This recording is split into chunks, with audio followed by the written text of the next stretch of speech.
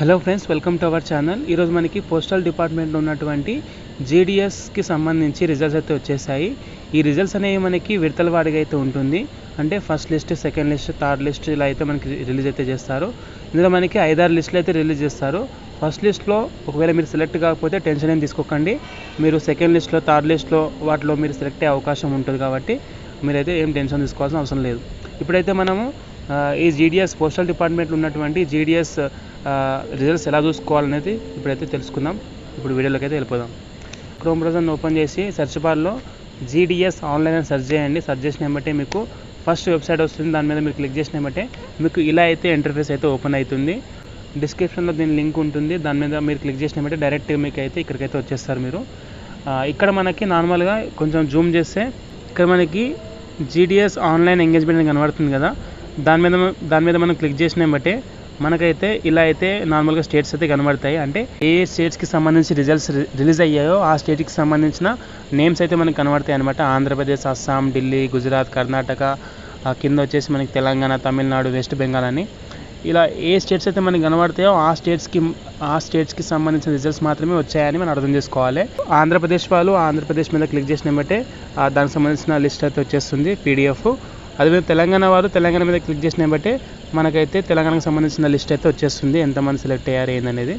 తెలంగాణ మీద ఇట్లా క్లిక్ చేసిన బట్టే మనకి పక్కకి list of short listed candidates అని వస్తుంది. దాని మీద మనం క్లిక్ చేసిన బట్టే మనకైతే ఇలా డౌన్లోడ్ చేసుకుని వస్తుంది. డౌన్లోడ్ చేసుకునే బట్టే మనకి PDF అయితే ఇలా అయితే ఓపెన్ అవుతుంది అనమాట. ఇక్కడ మనకి నార్మల్గా లిస్ట్ అనేది ఉంటుందన్నమాట. ఇలా చాలా పేజెస్ ఉంటాయి మనకి. మొత్తం మనకి తెలంగాణలో 980 మెంబర్స్ అయితే సెలెక్ట్ అయితే అయ్యారు. ఈ ఫస్ట్ లిస్ట్ జీడిఎస్కి సంబంధించి ఫస్ట్ లిస్ట్లో మనకి 980 మెంబర్స్ అయితే సెలెక్ట్ అయితే అయ్యారనమాట.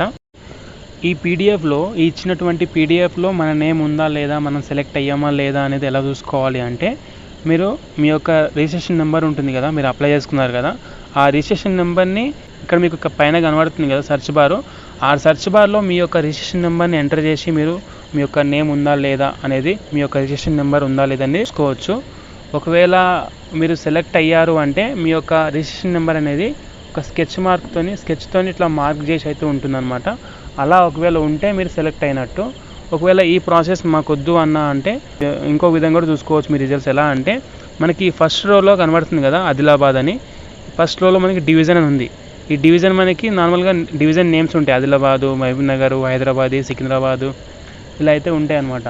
మీరు ఏ డివిజన్కి అప్లై చేశారో ఆ డివిజన్కి సంబంధించిన పేరు నేమ్ అనేది ఎక్కడి నుంచి స్టార్ట్ అవుతుంది. ఇక్కడ ఫస్ట్ ఆదిలాబాద్ ఉంది, తర్వాత హన్మకొండ ఉంది, పైకి ఇంకెళ్తే హైదరాబాద్ సిటీ అని ఉంది. నేమ్స్ అయితే ఉన్నాయి కదా, మీరు ఏ డివిజన్కి అయితే అప్లై చేశారో ఆ డివిజన్కి సంబంధించిన లిస్ట్ అనేది ఎక్కడి నుంచి ఎక్కడి వరకు ఉంది అనేది అది ఫస్ట్ చూసుకుని తర్వాతకి ఇక్కడ మనకి రిజిస్ట్రేషన్ నెంబర్ ఉంటుంది. ఇక్కడ మనకి రిజిస్ట్రేషన్ నెంబర్ ఉంటుంది. మన నెంబర్ ఈ లిస్ట్లో ఉందా లేదనేది ఒకటొకటి మనమైతే చూసుకుంటూ పోవాలి.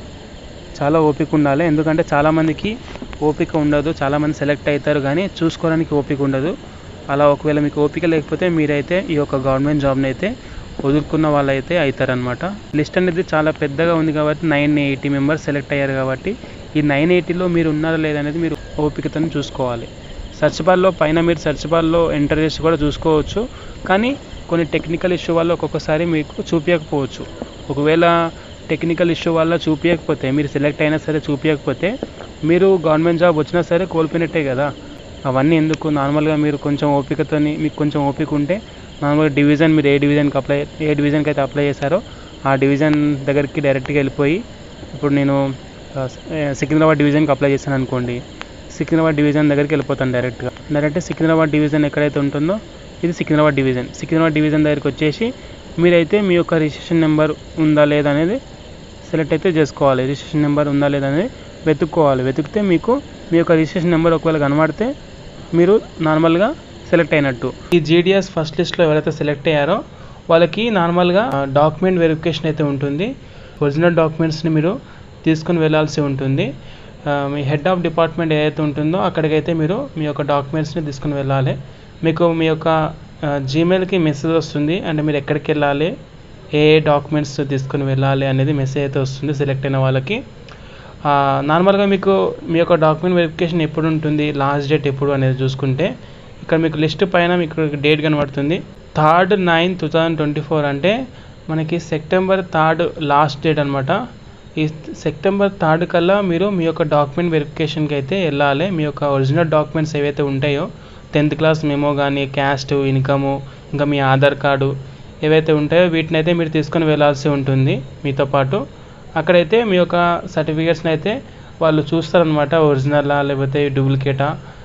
ఇంకొకటి ఏంటంటే ఆ సర్టిఫికేట్స్ మీవా ఇంకా వేరే వాళ్ళవా అనేవి అయితే వాళ్ళు చూస్తారు. సర్టిఫికేట్స్లో మీ నేమ్ కానీ డేట్ ఆఫ్ బర్త్ కానీ ఏమైనా రాంగ్ ఉంటే మీరు రిజెక్ట్ అయ్యే అవకాశం ఉంటుంది.